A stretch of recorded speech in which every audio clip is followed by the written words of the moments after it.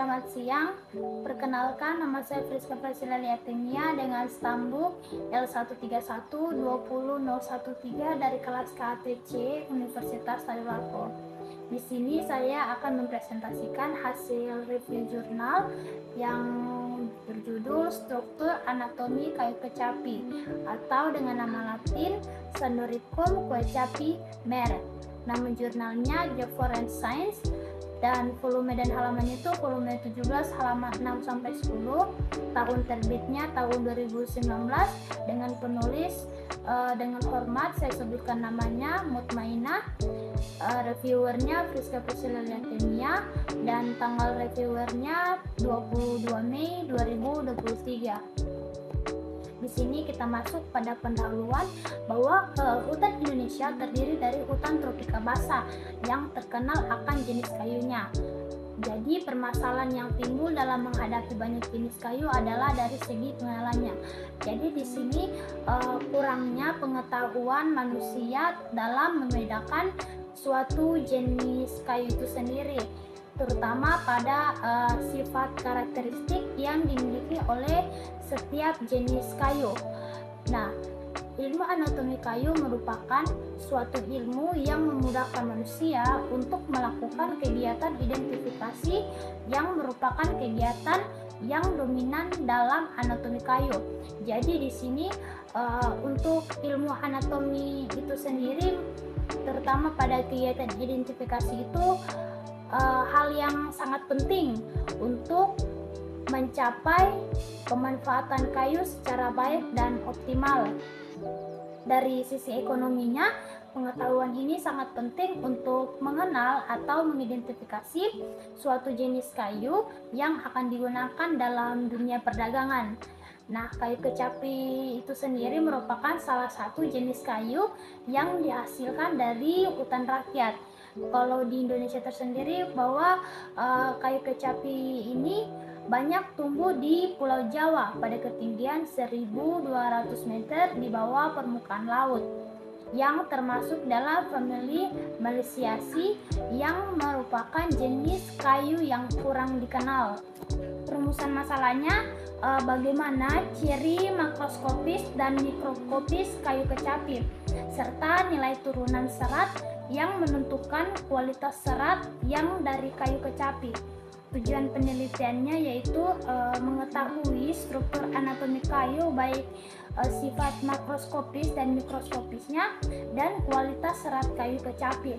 Nah, jadi manfaatnya ini yaitu untuk mengetahui struktur jenis anatomi itu sendiri yang diharapkan dapat sebagai dasar untuk pengolahan dan pemanfaatan. Kita masuk ke metode penelitian. Jadi bahan dan alatnya, bahan yang digunakan adalah sampel kayu kecapi asal Bogor.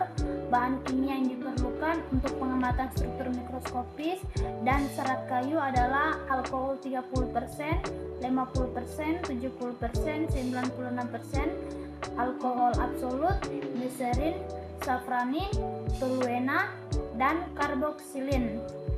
Bahan gelas dan kaca yang diperlukan yaitu objek gelas, cover gelas, tabung reaksi, botol timbang, watch glass, dan pipet. Peralatan yang digunakan adalah kompor gas, gergaji, mikroskop makro, mikroskop mikro, dan trikotom gelincir. Jadi metode yang digunakan yaitu struktur anatomi yang diamati meliputi ciri makroskopis dan ciri mikroskopis. Penelitian struktur anatomi kayu dilakukan pada 3 tahap. Yang pertama, pembuatan preparat. Yang kedua, pengamatan dan pengukuran.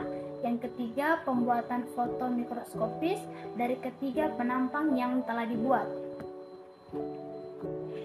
Berikutnya kita masuk ke hasil dan pembahasan bahwa yang pertama itu ciri umumnya, kayu kecapi memiliki kayu teras berwarna kuning kecoklatan, bertekstur halus sampai sedang, dan arah serat lurusnya itu sedikit bergelombang.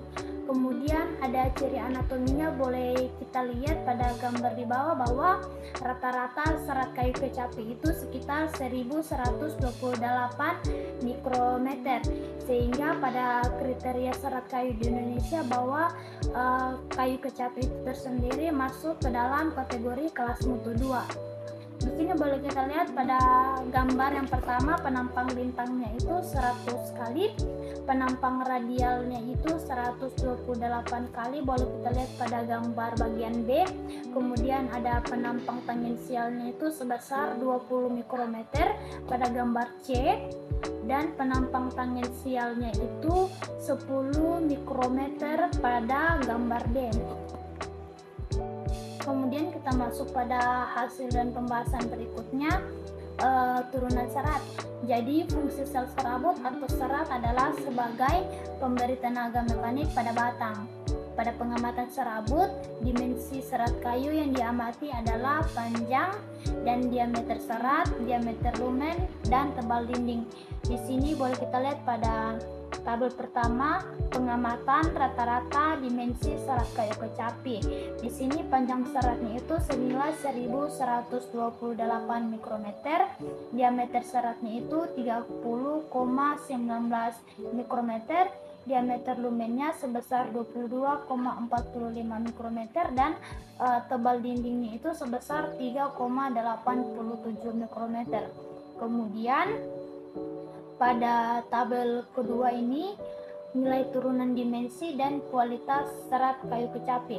Jadi total nilai kualitas kayu itu sendiri sebesar 325, sehingga kualitas kayu kecapi itu sendiri masuk ke dalam kategori kelas 2. Nah, sehingga untuk serat kayu kecapi itu sendiri sangat baik untuk digunakan sebagai bahan furniture seperti kertas maupun pulp.